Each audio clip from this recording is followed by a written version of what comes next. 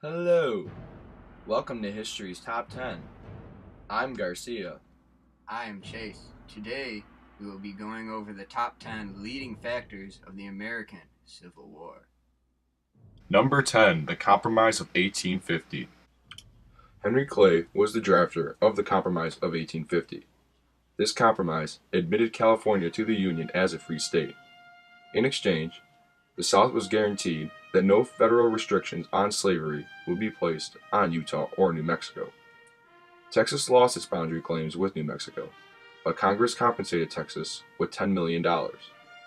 Slavery was maintained in the nation's capital, but the slave trade was prohibited. Finally, a fugitive slave law was passed, requiring Northerners to return runaway slaves to their owners. This compromise was just a band-aid solution to the conflicts revolving around slavery. Number 9. The Missouri Compromise. The Missouri Compromise was created in order to ease tensions between pro-slavery and anti-slavery factions.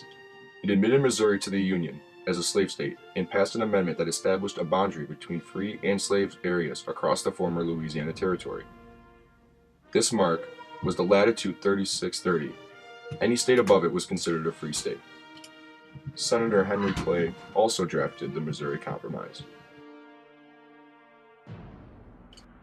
Number 8. Uncle Tom's Cabin. Written by a white woman by the name of Harriet Beecher Stowe, which depicted the harsh and cruel acts of slave owners towards their slaves. It showed the reality of how the slaves were treated in the South.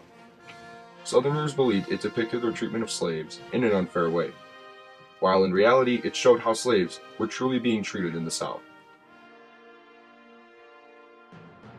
Number 7. The Wilmot Proviso.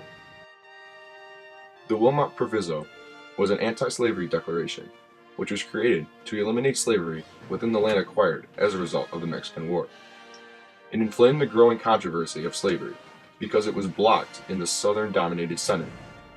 David Wilmot proposed this amendment to the bill in fear of another pro-slavery territory, creating an unbalance. Number 6. The Dred Scott vs. Sanford case. Dred Scott versus Sanford. Dred Scott, a former slave, sought to gain his freedom because he lived in an area where slavery was illegal. His request was challenged in the Supreme Court. The Supreme Court case ruled that Americans of African descent, whether free or slave, were not American citizens and could not sue in court.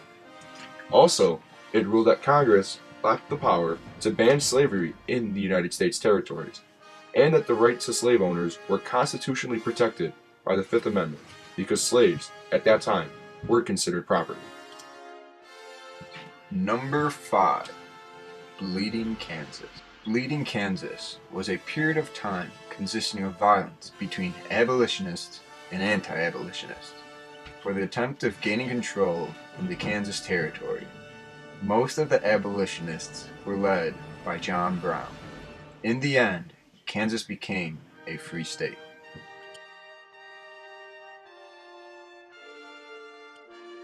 Number 4. Nat Turner's Rebellion. Nat Turner's Rebellion was led by a slave named Nat Turner, who led a group of followers and killed about 60 white men, women, and children. These acts caused the fear of blacks, which consequently caused the random killings of blacks in the South, and increased the hostility of slave owners towards their slaves. These acts only further increased the tension between the North and the South and made the Civil War come closer and closer. Number 3. John Brown's Raid. John Brown's raid was led by John Brown, a strongly influenced abolitionist who led an army of 18 men to instigate a major slave rebellion in the South. He gave guns and ammunition from the federal arsenal to the slaves. It created a deeper division between the North and South. Thus, tensions grew. Number 2. The Battle of Fort Sumter. Fort Sumter was a sea fort in Charleston, South Carolina. President Buchanan attempted to resupply and support Major Robert Anderson of the U.S. However, South Carolina's forces saw this and began bombarding the fort and the major's men. It was the first battle of the Civil War. It also signified the start of the war. This battle was caused by the secession of multiple states and the birth of the Confederacy.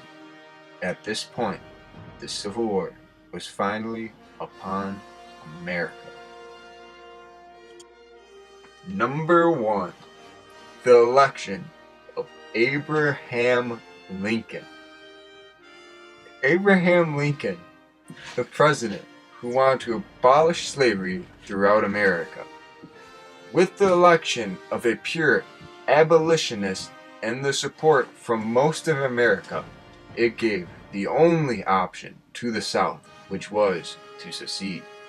His election did in fact result in the secession of states, which caused many conflicts amongst the U.S. and the seceded states, which later became known as the Confederate States of America. This act, combined with the secession of the South, ultimately started the Civil War, which leads to Abraham Lincoln's quote about the Civil War, which was, "A house divided against itself cannot simply stand." And we're back, folks. Those are the top 10 events leading up to the American Civil War. Now, the Civil War was inevitable. Why?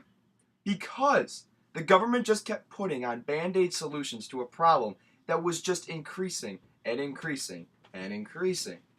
Now, it was like a bubble. It was eventually just going to pop, okay? They kept putting on compromises after compromise that were just, making it make everyone feel like, oh, like they got this under control. When, for example, Bleeding Kansas, that should have just been a wake-up call, really. So that was the a foreshadow to the Civil War. So, and, in summary, the Civil War was bound to happen. That's all, folks. Good night. God bless. And have a